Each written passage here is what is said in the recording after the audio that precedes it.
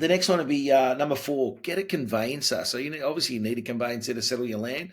Well, sorry, you don't need a conveyancer, but most people will have. I don't know anyone who tries to settle a land themselves Mhm. without a No. conveyancer. It's just too bloody hard. So get a What is a conveyancer. conveyancer, Darren? First, explain So a that first. conveyancer is going to be, they're I guess they're not a lawyer. They're just part of the legal transaction of land.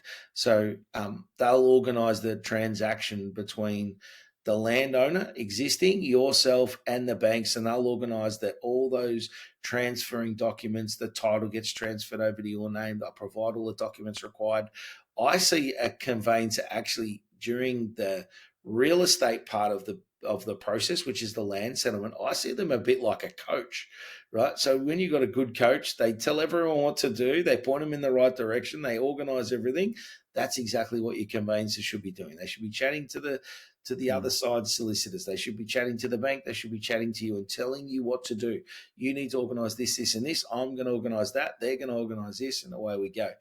But one of those that we like to see conveyancers put in is a note in your contract, in your contract that there will be survey pegs on the block at land settlement. And what does that mean? So survey pegs are the corners of your block, and that'll illustrate because you're in a paddock, so there's no fences often.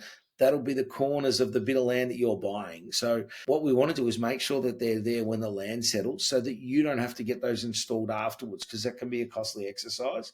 So what you do, you want to go out a few days before land settlement and just check that they're actually there. So you may have to bring a shovel with you to dig around the corners of your block to see if you can find these white pegs. We're not talking the tall one that sits out of the ground. We're talking the one that's at the ground level. They should be about 5 centimeters by 5 centimeters. And you want to make sure that they're there, because that's what the builder's going to work out, where the edge of your block is and how to place your house on that block. Yeah. And if they're not, it's probably going to cost you up to about $1,000 to get a new survey done. And that's something that you don't want to have to pay if you can avoid it. Yeah, I think that's good. The only thing I'd add is a conveyancer will review your land contract as well.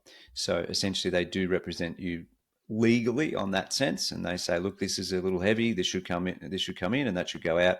They're there to represent you, so you don't have to read through a 150-page land contract that you wouldn't understand. Well, most And of us try and wouldn't understand it, understand. correct. That's what they're there for. Okay, so very important. Get a conveyancer before you buy a piece of land, and make sure they get through that contract.